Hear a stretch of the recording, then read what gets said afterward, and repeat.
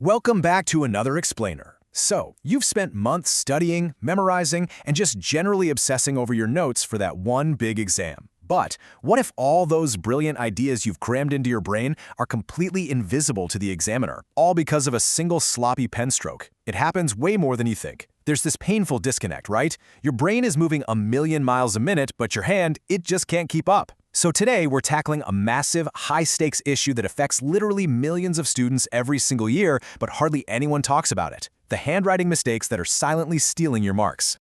Let's just ask the painful question straight out. Could your absolutely brilliant exam answers be getting 0 marks just because of your handwriting?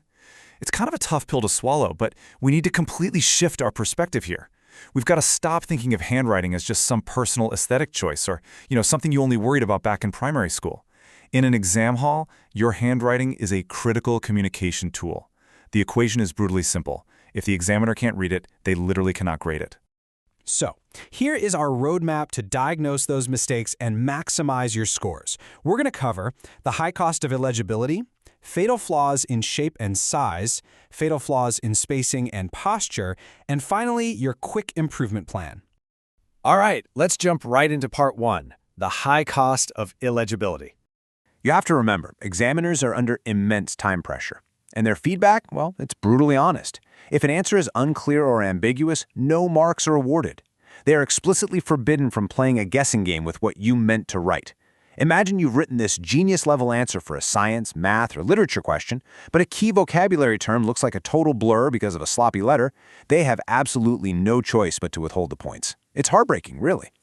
Now, let's clear up a major misconception right out of the gate. You do not need beautiful, flowing 18th century calligraphy to get top marks, okay? Examiners are grading your content, not your artistry. They aren't going to dock points just because your writing isn't ready to be framed in a museum. But, and this is a big but, you absolutely must meet the baseline of basic legibility. Just put yourself in the shoes of a totally exhausted examiner for a second. They're grading thousands of scanned papers, working under strict time limits, and probably dealing with severe eye strain. When they hit a paper with faint ink or letters that just bleed together into a giant blob, it is incredibly frustrating for them. And in borderline grading cases, that frustration can easily tip a mark against you. Plus, so many students make the huge mistake of using blue or green pens. You know what happens? Those colors often just do not scan properly for modern on-screen marking. If your ink is faint or the scanner drops it completely, boom, you lose marks. Even in tests like IELTS, if your writing is an absolute mess, it indirectly hurts your coherence scores simply because the examiner loses your train of thought. Moving right along to part 2, fatal flaws when it comes to shape and size. So under timed exam conditions, cursive or joined-up writing frequently deteriorates into this frantic, chaotic scribble. Honestly, it ends up looking a bit more like a doctor's prescription than an actual essay. The easiest, quickest fix here? Switch to clear, well-spaced block letters.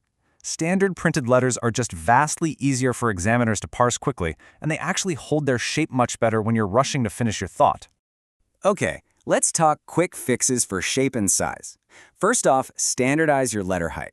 A good rule of thumb is to aim for the height of 2 ruled lines for your lowercase letters and go just a little bit taller for capitals. Second, like we mentioned, always use black ink. That guarantees it scans perfectly on their screens. Third, press firmly, but, comfortably, using a good flowing ballpoint or gel pen so the ink isn't faint. And finally, if you make a mistake, please do not scratch it out like crazy. Heavy scribbles just create these massive, distracting blobs on the page. Just use a single, neat line to cross it out and move on. If you want to truly test how you're doing, you've got to try the legibility test. It's simple. Write a practice exam answer, hand it over to a friend or family member, and have them read it out loud to you without any context whatsoever. Pay close attention to exactly where they stumble.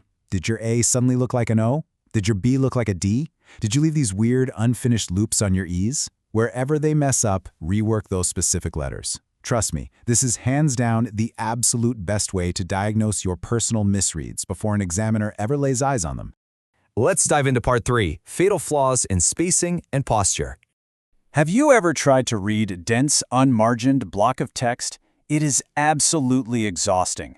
Examiners desperately need white space. They need room to mentally breathe and follow your arguments. So always respect the boundaries of the page. Start at the left margin, indent your paragraph super clearly, and practice using the old finger space rule between your words. If you don't, everything just runs together and becomes this undecipherable wall of ink. Now, a lot of that cramp-induced, super messy writing actually comes from a bad grip. Fatigue sets in incredibly fast if you're death gripping your pen. You want to default to the standard tripod grip to prevent that pain. Basically, hold the pen with your thumb and index finger, rest it gently on your middle finger, and, this is the most important part, consciously relax your hand. Tension is the ultimate enemy of legibility, guys. You're going to want to combine that nice, relaxed grip with a standardized posture checklist.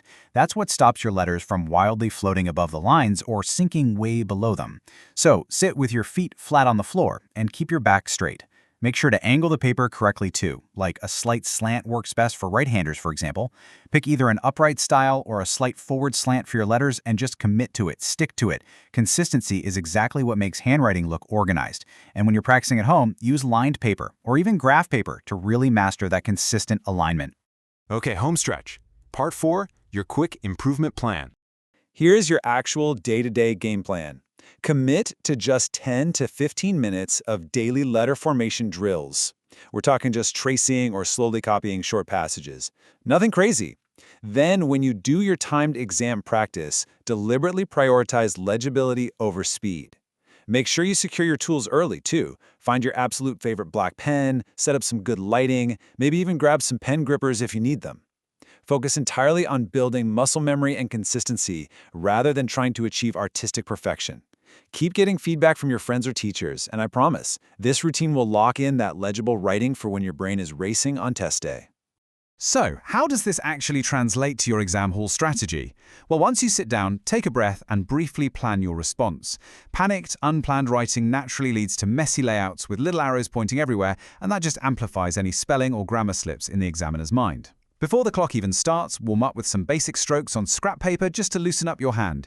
During the test, don't be afraid to take micro breaks to stretch your fingers out. And crucially, leave just a few minutes at the very end to neatly clean up any ambiguous-looking letters.